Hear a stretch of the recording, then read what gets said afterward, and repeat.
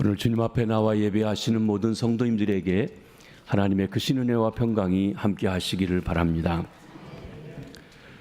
오늘은 2018년도 마지막 주일입니다. 먼저 여기까지 인도하신 하나님께 감사와 찬송과 영광을 돌립니다. 특별히 우리 교회적으로는 금년에 가장 감사한 것이 6년 전인 2012년 사무총회에 결정을 하고 시작하였던 성전 건축을 완성하고 입당하게 된 것입니다. 우리 새해에는 하나님께서 이 성전을 통하여서 더 크고 놀라운 은혜를 베풀어 주시고 새롭게 해주시기를 기대합니다. 한편 감사하면서도 한 해를 돌아볼 때 힘들고 어려운 일들도 많이 있었습니다. 이 격동회를 마지막 보내는 주일에 우리가 새해엔 새 역사가 일어날 것을 기대합니다. 우리는 어떻게 묵은 해를 잘 보내고 새로운 해를 맞이할 수 있을까요? 저는 오늘 말씀을 가지고 새 역사를 기다리며란 제목으로 말씀을 드리려고 합니다. 여기에는 주님, 지금까지도 인도해 주셨지만 새해에는 새로운 일, 또 크고 놀라운 일을 우리에게 행하여 주시옵소서 하는 기도가 담겨져 있는 것입니다. 먼저 새 역사는 하나님이 이루십니다. 역사는 하나님이 주관하십니다. 새 역사가 있을 때마다 하나님에 대한 새로운 인식이 있었던 것을 봅니다. 똑같이 이스라엘에게 역사하셨지만 이스라엘 백성들이 새 역사를 체험할 때마다 하나님에 대한 새로운 인식이 있었습니다. 하나님이 새 역사를 이루시는 분이십니다. 인류 역사가 흘러오는 동안 새 일은 늘 하나님이 하십니다. 인류 역사가 끝나고 새 하늘과 새 땅에 내려올 때도 하나님께서 모든 것을 새롭게 하십니다. 계시록 21장 5절에 보면 보라 내가 만물을 새롭게 하노라. 그때에도 하나님께서 모든 것을 영원토록 새롭게 하실 것입니다. 오늘 본문은 이스라엘 백성들이 바벨론에 포로 잡혀가 참담한 생활하던 말기에 선지자 이사야를 통해서 주셨던 예언의 말씀입니다. 하나님의 백성이라고 자부했던 이스라엘 백성들이 형식적인 신앙 때문에 우상 생활 때문에 하나님의 말씀을 듣지 아니하고 거스린 것 때문에 그 백성들은 바벨론에 포로 잡혀가 70년의 괴로움과 역경 속에 살아야 했습니다. 참담한 생활을 살아가게 했습니다. 그들은 하나님의 백성이면서도 자부심을 가질 수가 없었습니다. 그들은 바벨론에서 벗어나 새로운 일을 일어나기를 원했습니다. 그러나 그들 스스로는 아무것도 할 수가 없었습니다. 이때 하나님께서 말씀하십니다. 이사야에서 43장 1절 말씀을 한번 같이 읽어보십니다. 시작. 야곱아, 너를 창조하신 여호와께서 지금 말씀하시느니라. 이스라엘아, 너를 지으신 이가 말씀하시느니라. 너는 두려워하지 말라. 내가 너를 구속하였고 내가 너를 지명하여 불렀나니 너는 내 것이라. 포로 생활 속에서 절망하고 있는 하나님의 백성 이스라엘을 향하여 내가 너희를 지었다. 내가 너희를 불렀다. 너희는 내 것이다 하시면서 그들의 특별한 신분을 확인시켜 주시고 계신 것입니다. 그렇습니다. 그들은 하나님의 백성이었습니다. 하나님을 멀리 떠나 바벨론으로 포로 잡혀가는 신세가 되었지만 하나님께서는 그들을 잊지 아니하시고 그들이 하나님의 것임을 확인시켜 주신 것입니다. 그러면서 오늘 본문 18절 19절 말씀에 계속해서 그들을 위해서 하실 일에 대해서 말씀하고 계십니다. 한번 보십니다. 시작. 너희는 이전 일을 기억하지 말며 옛날 일을 생각하지 말라. 보라, 내가 새 일을 행하리니 이제 나타낼 것이라. 너희가 그것을 알지 못하겠느냐. 반드시 내가 광야의 길을 사막의 강을 내리니. 하나님의 백성 이스라엘을 향하여 포로 생활하고 있는 이스라엘 향하여 너는 내 것이라 선언하신 하나님께서는 새 일을 행해 주셨을 때 그들은 바벨론 포로에서 돌이켜서 하나님을 찬미하는 백성으로 회복될 수가 있었던 것입니다. 새 역사가 시작되었습니다. 그 역사를 주관하신 분이 하나님이십니다. 새 일을 행하시는 이는 하나님이십니다. 그 하나님께서 곤고하고 힘들며 격동회를 지나는 저와 여러분 우리에게도 새 일을 행해 주실 줄 믿습니다. 새 일을 행하시는 분은 여호와 하나님이십니다. 이 여호와 하나님에 대해서 오늘 본문 말씀에 보게 되면 이스라엘 백성들에게 네 가지의 하나님의 모습을 새롭게 강조해서 말씀해 주고 있습니다. 너희의 구속자다, 거룩하신 자다, 너희의 창조주다, 너희의 왕이다 하신 말씀입니다. 먼저 너희의 구속자라 하셨습니다. 새 일을 행하시는 하나님은 우리의 구속자이십니다. 구속이라고 하는 것, 건져내 주시는 분이라는 것입니다. 구속은 하나님께서 너는 내 것이라고 부르신 말씀 속에 이미 포함되어져 있습니다. 구원받은 자만이 하나님의 새로운 일, 하나님의 새 역사를 맛볼 수가 있는 것입니다. 신약에 와서 고린도전서 5장 17절에 보면 그런즉 누구든지 그리스도 안에 있으면 새로운 피조물이라 이전 것은 지나갔으니 보라 새 것이 되었도다. 구원은 내 삶의 새 방향을 주시는 것입니다. 오늘 이 자리에 계신 여러분, 구원 받으셨는지요? 그리스도 안에 있으신지요? 하나님께서 너는 내 것이라 선언해 주시는 말씀을 듣고 계신지요? 그러시다면 하나님 앞에 진심으로 감사드리시기를 바랍니다. 그러나 아직 구원받지 못하셨다면 바로 이 순간 구원의 사건이 여러분의 심령에 일어나게 되시길 바랍니다. 하나님께서 너는 내 것이라 인정하시고 불러주시는 시간이 되시길 바랍니다. 그때 진정 우리가 하나님이 일하시는 새 역사를 체험할 수가 있는 것입니다. 새해에는 우리가 복잡하고 얽힌 문제들에서 건짐받고 구속받고 그리고 하나님께서 새 역사를 이룬 것을 체험하는 역사가 있게 되시길 바랍니다. 하나님은 두 번째로 이스라엘의 거룩한 자라고 소개하십니다. 새 일을 행하신 하나님은 거룩하신 분이십니다. 성경에서 거룩하다고 하는 말은 구별되었다, 다르다 하는 뜻을 가지고 있습니다. 하나님이 거룩하시다고 인정한다고 하는 것은 우리와 하나님이 차이가 있다, 하나님은 다른 차원에 계시다고 하는 것을 인정하는 것을 말합니다. 얼만큼 다릅니까? 이사야서 55장에 이렇게 말씀하십니다. 한번 보시겠습니다. 시작. 이는 내 생각이 너희의 생각과 다르며 내 길은 너희의 길과 다름이니라. 여호와의 말씀이니라. 이는 하늘이 땅보다 높음 같이 내 길은 너희의 길보다 높으며 내 생각은 너희의 생각보다 높음이니라. 여러분, 하나님과 우리가 얼만큼 차이 있다고요? 하늘 땅만큼 차이가 있다는 거예요. 하나님은 우리 인생들이 할 수 없는 것도 하실 수 있는 분이십니다. 우리에게 불가능한 일도 하나님에게는 불가능이 없으십니다.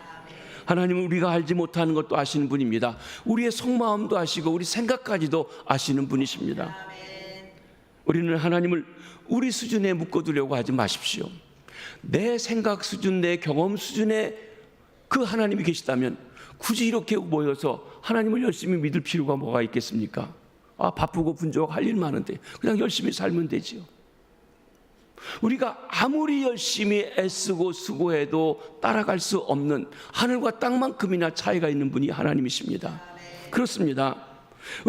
우리가 하나님과 더욱 깊은 관계를 맺고 들어갈수록 하나님의 크고 위대하심을 점점 더 크게 느끼게 됩니다. 그때 우리는 반면에 우리 자신이 얼마나 부족하고 죄인되고 연약한 것도 깨달아 알게 되는 것입니다.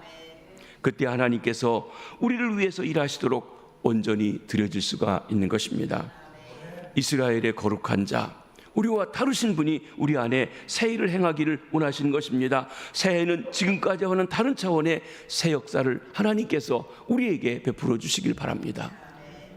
개인에게도 그렇지만 우리 교회적으로 보면 지난 1년 동안에는 하나님께서 우리에게 새 성전을 주셨습니다.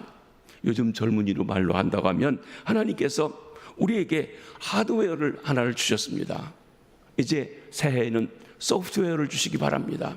하나님께서 우리에게 부흥의 불길을 일으켜 주시기 바랍니다. 우리 한 분 한 분 심령에 성령으로 충만케 하시고 은혜가 넘치는 역사가 있게 해주시기를 바랍니다. 그래서 이 성전이 차고 넘치고 하나님의 역사를 일궈 나가는데 하나님 앞에 귀하게 쓰임받는 우리 김해제일 교회가 되기를 원합니다.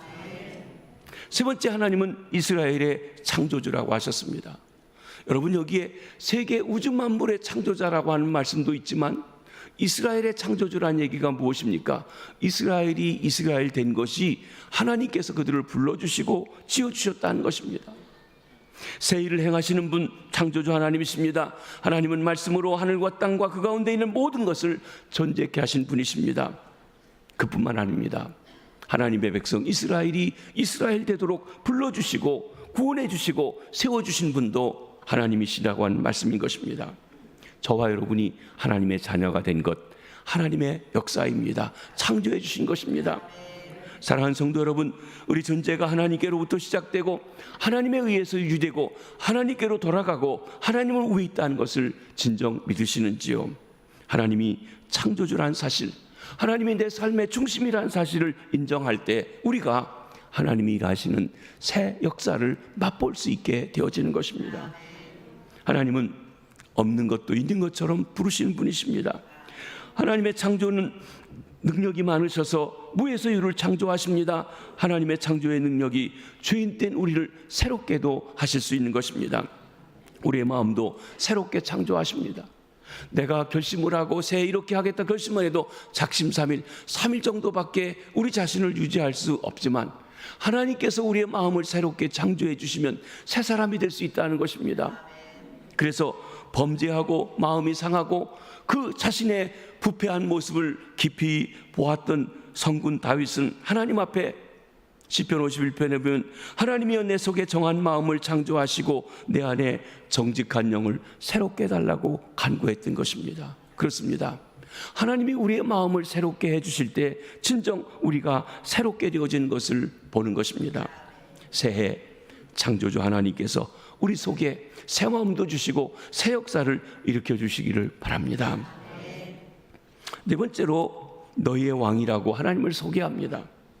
새 일을 행하시는 분, 우리의 왕 되신 하나님께서 직접 일하신다고 하십니다. 여러분, 우리 인생들이 곤궁에 빠지고 어려움에 허우적거리는 것이 언제입니까? 그것은 왕이신 하나님을 멀리하고 스스로가 왕이 되어서 내 인생 내 마음대로 산다고 다스릴 때 사실 우리는 어둠 속에 빠지고 방황하게 됩니다. 그때 우리는 잘 되는 듯 합니다. 내 마음대로 하니까 좋아 보입니다. 그런데 어렵다는 것입니다. 그렇지만 능력이 많으신 지혜가 뛰어나신 하나님의 통치를 받고 하나님 앞에 겸손히 엎드려 경배하며 나아갈 때 우리가 새롭게 창조됩니다. 새 역사를 맛보게 되는 것입니다.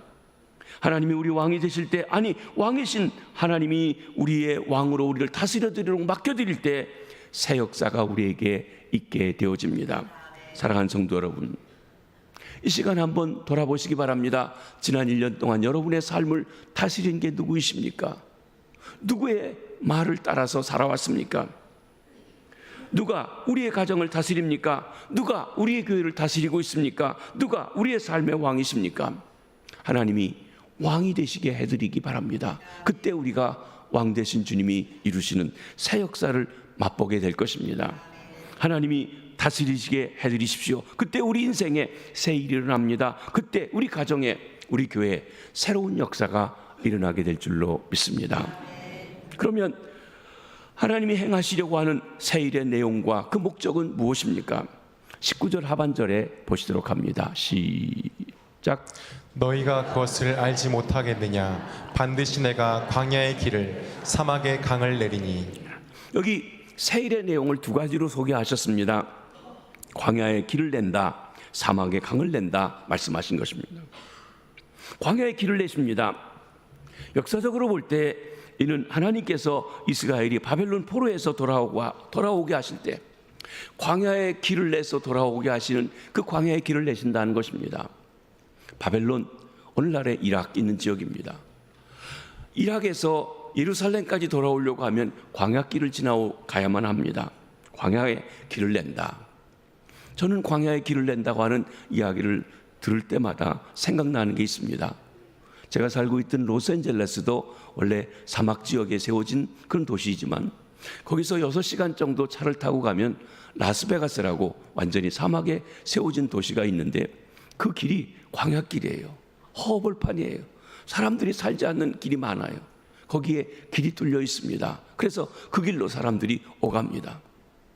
들리는 말에는 그 길을 미국에 이민 왔던 중국 사람들이 주로 그렇게 강제 노동에 참여해서 만들었다는 얘기가 있습니다. 어쨌든 광야의 길이 놓여져서 많은 사람들이 그 길을 가게 되는 것을 봅니다. 하나님께서 이스라엘 백성들이 바벨론에서 애굽에 돌아올 광야, 길이 없는 그곳에 길을 내주시겠다고 합니다. 더 거슬러 올라가면 백성들이 애굽에서 나와 가나안에 들어갈 때도 광야, 길이 없는 곳 하나님께서 그들을 마치 길이 있는 것처럼 인도해 주셨던 것입니다. 이사야 43장 16절에 보면 바다 가운데 길을, 큰 물 가운데 지름길을 내고 하라는 말씀도 있습니다. 하나님은 바다에도 길을 내서 건너가게 하시는 분이십니다. 광야가 어떤 곳입니까? 광야는 물이 없고 나무도 없지만 사막지대는 아닙니다. 허나 농사를 짓거나 사람이 살거나 할 수 없는 땅은 아닙니다. 오직 짐승들이 삽니다. 신랑과 타조들이 삽니다. 그곳에 하나님께서 길을 내시겠다고 하시는 것입니다. 광야에는 길이 없습니다. 방향이 없습니다. 질서가 없습니다. 아무렇게나 펼쳐져 있습니다. 혼돈된 삶의 모습입니다. 사랑하는 성도 여러분, 우리의 삶이 혹 광야같이 삭막하지는 아니하신지요? 왠지 무질서하고 왠지 혼돈 가운데 있지는 아니하신지요? 광야 같은 내 인생살이에 하나님이 내주신 길은 우리 주님 예수 그리스도이십니다.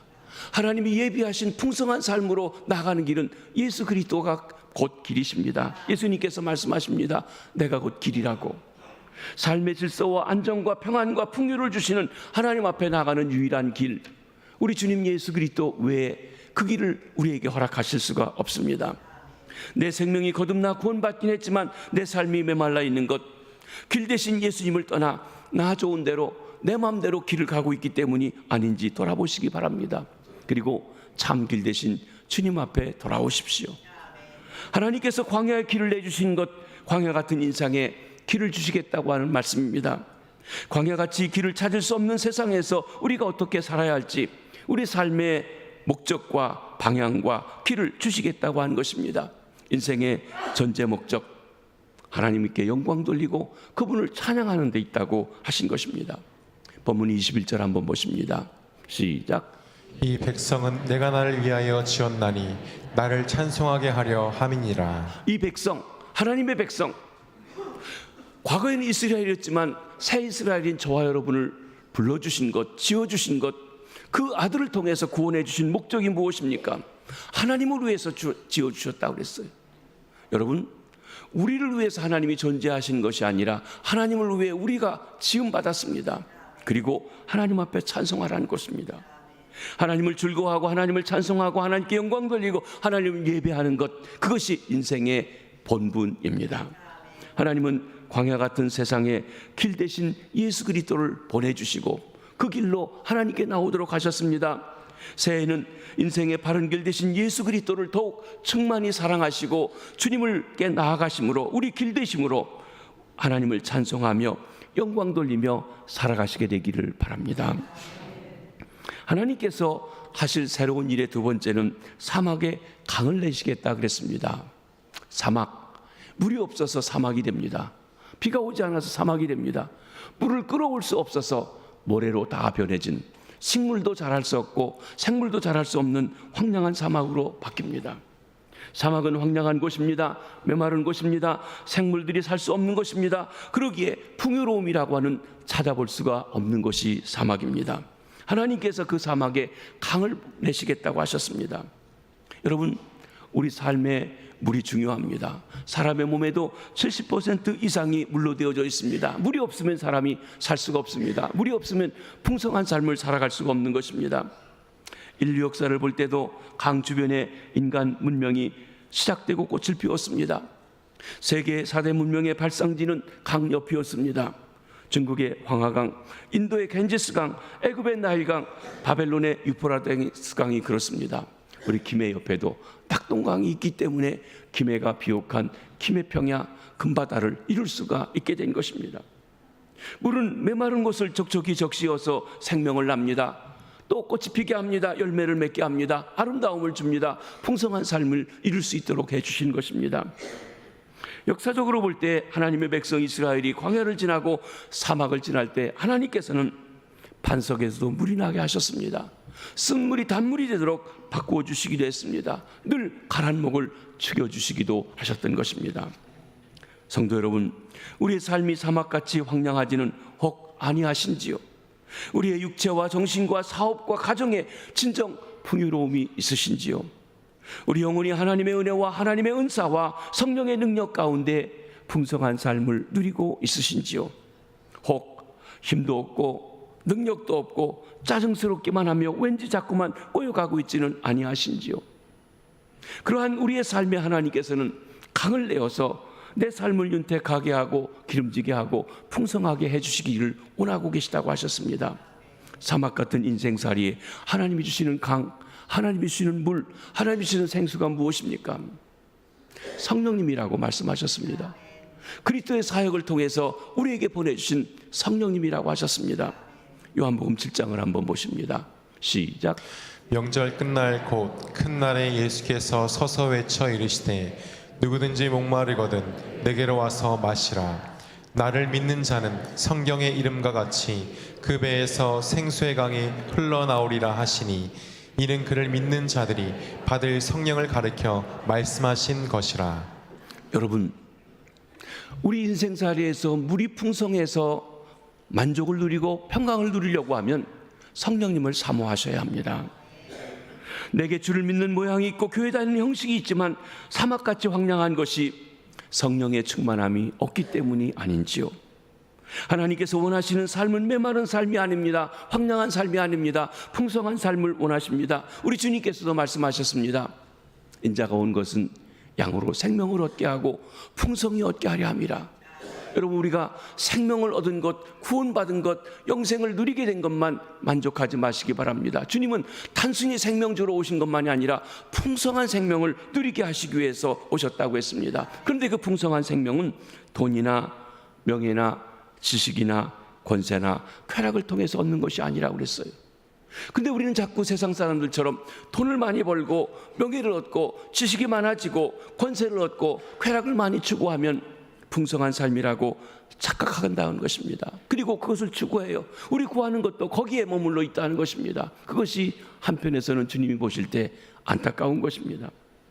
이것들은 오히려 사람들을 목마르게 합니다. 더 갈증을 느끼게 합니다. 풍성한 삶은 우리에게 진정한 마음의 시원함을 주실 수 있는 생수의 강이 되신 성령님의 다스림을 받을 때 있음을 믿으시기를 바랍니다. 이 시간 하나님께서 성령으로 충만케 부어주시기 바랍니다. 성령께서 우리를 다스려 주셔서 충만케 하셔서 사막 같은 세상에서도 풍성한 삶을 살아가시는 복된 성도님들 되시길 바랍니다. 새해에는 성령님의 인도하심 속에 풍성한 삶, 성령 충만한 삶을 사모하시고 그렇게 살아가시는 새 역사가 일어나게 되기를 바랍니다. 두 번째로 새 역사는 내가 새로워질 때 일어납니다. 우리는 똑같은 일이 계속 반복되어지는 때에도 전혀 새롭게 느끼는 것은 종종 경험합니다. 그것은 내가 새로워질 때입니다. 사실 우리가 1918년 12월 30일 마지막 주일이요, 내일은 마지막 날이라고 하지만 여러분, 그것은 역사 속에서 보면요, 똑같은 날이에요. 변화가 아무것도 없어요. 왜 다릅니까? 내가 다르다고 생각하니까 다른 것이에요. 그렇지 않습니까? 사실은 똑같은 날의 반복이에요. 내가 새롭게 느껴질 때 새로워집니다. 내가 새로워질 때 진정 새 것이 될 수 있다는 것입니다. 그날이 언제든지 내가 새롭게 다짐하면 됩니다. 내 생각이 바뀌었을 때 새롭게 됩니다. 하나님께서 이미 새 일을 시작하셨습니다. 이제 그 일을 새롭게 느끼려면 내가 새로워져야 합니다. 하나님은 역사를 하십니다. 문제는 뭐냐면 내가 새롭지 않기 때문에 그것을 느끼지 못한다는 것입니다.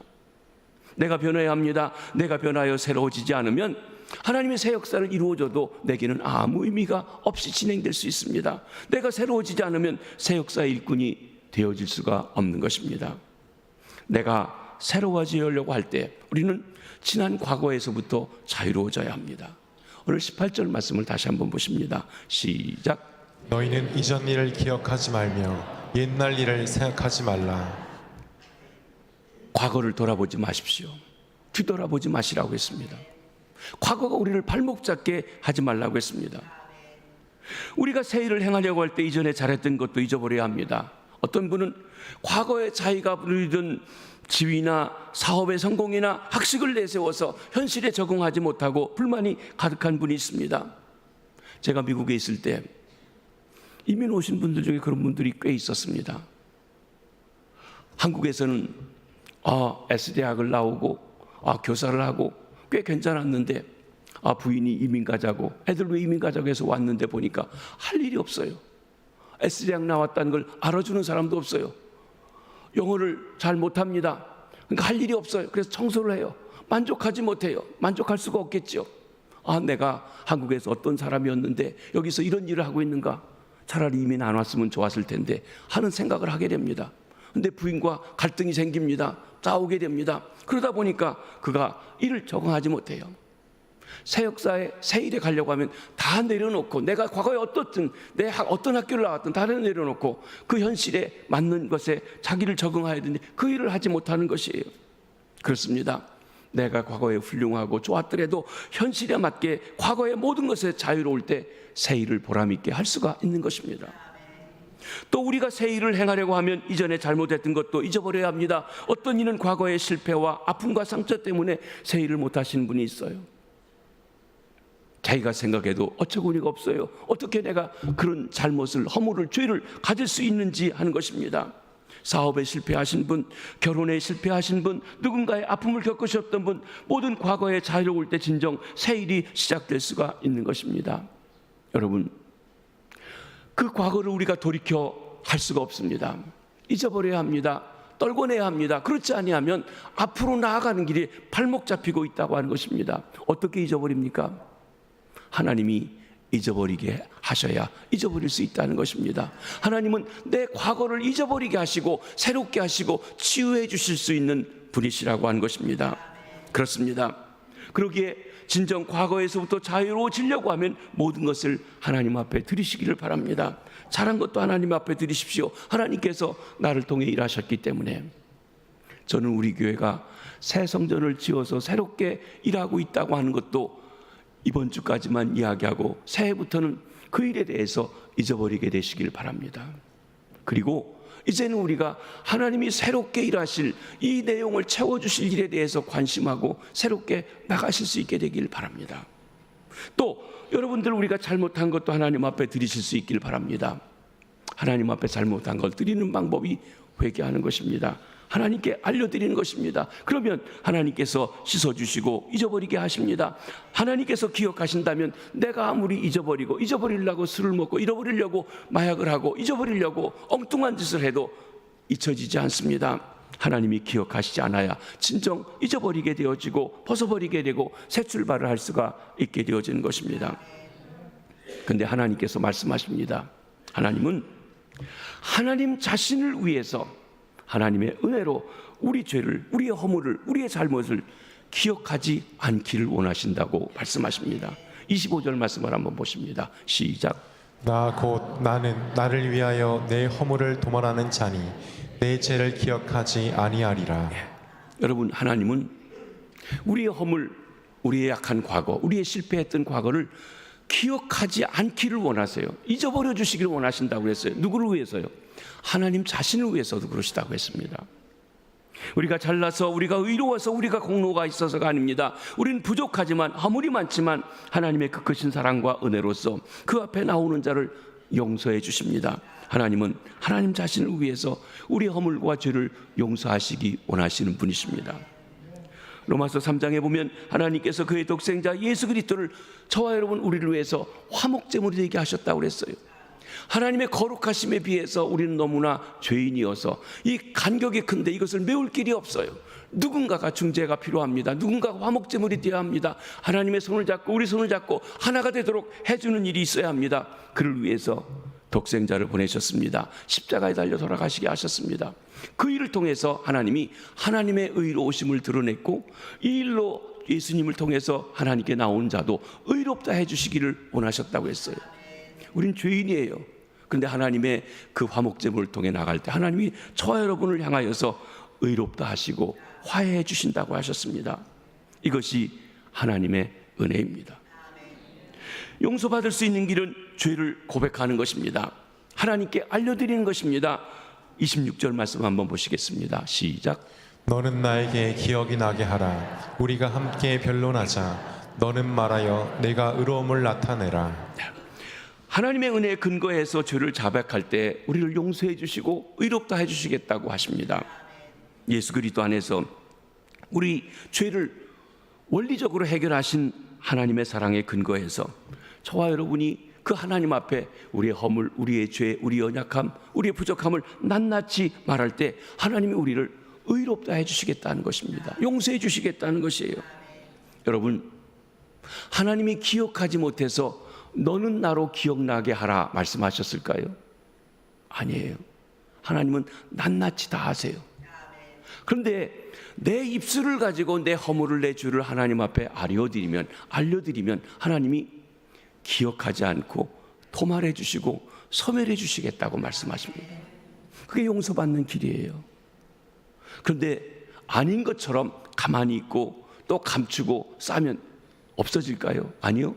하나님이요, 우리 마음의 생각까지 하시는 하나님이 우리 행위를 기록한 책에 다 기록해 놓고 있어요. 그 행위를 기록한 책, 우리 심판할 책, 거기에 기준이 된다면 우리는 살 길이 없어요. 구원받을 길이 없어요.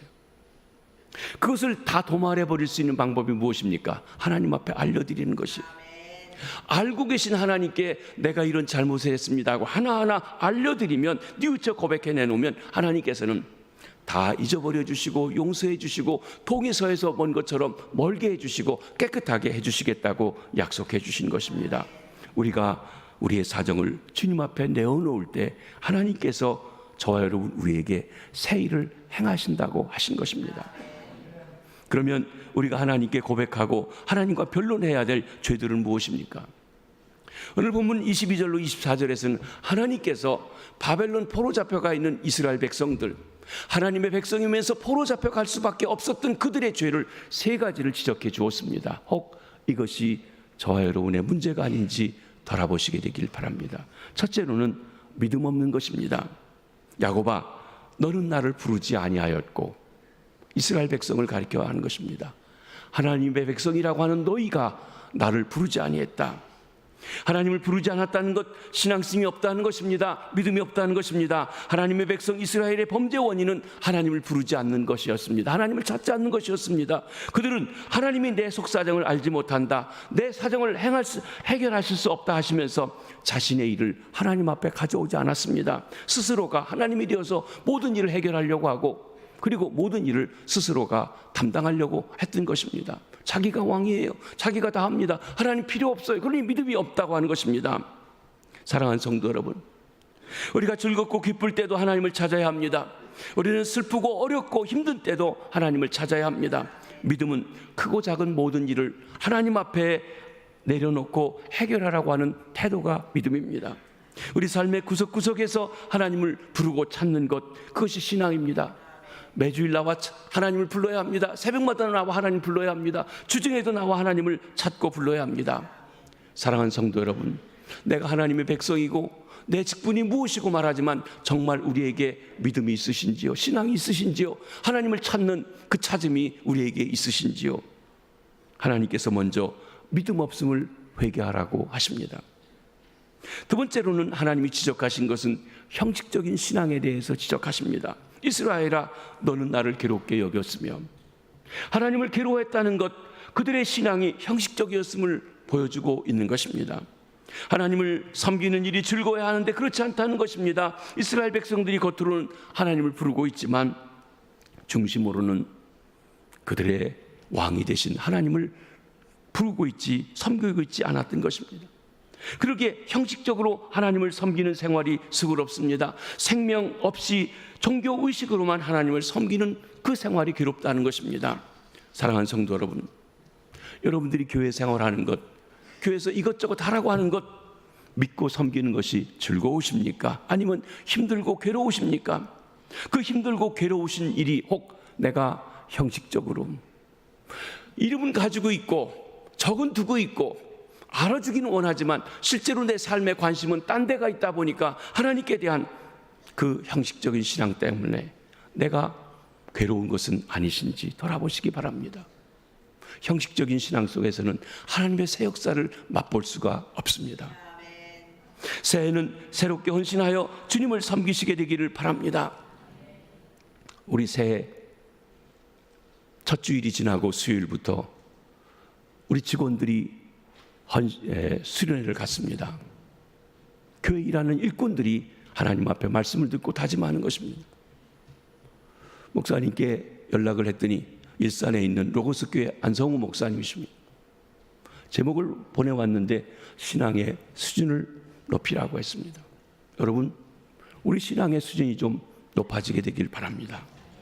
더 기쁘고 즐거움으로 섬길 수 있게 되길 원합니다. 새해는 새롭게 헌신하여 주님을 섬기시기 바랍니다. 하나님께서 우리를 새롭게 하셔서 성령으로 능력 주셔서 기쁘고 즐거운 마음으로 자원해서 주님을 섬기는 복된 성도님들, 복된 직원들 되실 수 있기를 주의 이름으로 축원합니다. 그때 새 역사를 맛볼 수가 있습니다. 마지막, 하나님이 지적하신 회개해야 할 죄는 감사가 없는 인색한 죄사입니다. 23절 한번 읽어보십니다. 시작. 내 번제의 양을 내게로 가져오지 아니하였고 내 제물로 나를 공경하지 아니하였느니라. 하나님의 백성 이스라엘이 하나님을 예배할 때는 언제나 제물을 가지고 가야 했습니다. 하나님께서는 너희가 내게 나올 때 빈손 들고 나오지 말라고 했습니다. 우리가 예수 그리스도의 십자가 공로로 예수님의 이름으로 나오지만 늘 예물을 가지고 나옵니다. 예배는 설교를 들으러 오는 시간이 아니라 내가 하나님 앞에 무엇을 드릴까 예물 드리러 나오는 시간이 예배입니다. 그러니까 예배에는 언제든지 제물이 있어야 됩니다. 그런데 제물로 하나님을 공경하지 아니했다고 하는 이야기는 하나님 앞에 드리는데 인색했다는 것입니다. 감사가 없었다는 것입니다. 하나님께서 그 제사를 기뻐 받으시지 못하도록 했다는 것이에요. 입으로는 주여 주여 하고 하나님을 섬긴다고 하면서도 주머니끈을 졸라매고 인색했다는 것입니다. 우리 성결교회 신학적인 시조라고 할 수 있는 웨슬레 선생님은 사람이 호주머니가 회개하지 않으면 회개하지 않은 것이다 그랬어요. 회개의 본질은 호주머니의 그 돈지갑의 회개라고 이야기한 것입니다. 여러분, 하나님 앞에 드리는데 인색하지는 않으십니까? 여기 24절 상반절에 있는 말씀을 한번 또 읽어보시도록 합니다. 시작. 너는 나를 위하여 돈으로 향품을 사지 아니하며 희생의 기름으로 나를 흡족하게 하지 아니하고. 제사를 드리는데 중요한 것은 향품 그리고 희생의 기름을 태워드리는 것입니다. 성도 여러분, 우리가 하나님 앞에 복을 달라고 많이 달라고 하면서도 하나님을 공경하고 하나님 앞에 예물 드리는 데는 인색하지 아니하신지요? 내가 하나님 앞에 드리는 만큼 하나님이 주신다면 여러분 만족하시겠습니까? 드리기는 인색하게 드리면서 하나님이 주시는 것에 대해서는 그렇게 드리지 못하고 있지는 않은지요? 새해는 하나님께서 흡족하게 하시고 풍성한 예물을 정성껏 드릴 수 있는 결단이 있으시길 바랍니다. 하나님께서 우리를 위해 새 일을 행하기 원하십니다. 하나님께서는 저와 여러분 우리를 새롭게 하시기를 원하고 계십니다. 광야에 길을 내시며 사막에 갱을 내시기를 원하십니다. 우리로 하나님을 찬송하며 풍성한 삶을 살아가게 하시기를 원하고 계십니다. 새 일은 하나님이 하십니다. 그 하나님에 대한 새로운 이해와 헌신이 우리에게 있어야 합니다. 아울러 우리는 하나님께서 새 일을 행하시도록 우리의 지난 날들을 하나님 앞에 죄와 허물들을 낱낱이 고백하고 자백하여 용서받는 일이 필요합니다. 새로워져야 합니다. 그리고 하나님께서 우리를 통해 새 역사를 행하시도록 하나님이 주시는 의, 하나님이 주시는 성령의 능력을 힘입어서 새 역사의 일꾼들이 되시길 바랍니다. 2018년 마지막 주일입니다. 지난 날은 잊어버리고 새해를 새롭게 하실 하나님을 기대하시면서 특별히 새성전 주신 하나님께서 이 새성전에 맞는 믿음, 새성전에 맞는 은혜, 새성전에 살아가는 성도로서의 헌신을 우리가 가지고 하나님 앞에 쓰임받을 수 있는 새 역사를 기대하는 저와 여러분, 우리 김해제일교회 성도님들 되시길 주의 이름으로 부탁합니다. 기도하겠습니다. 하나님 아버지, 은혜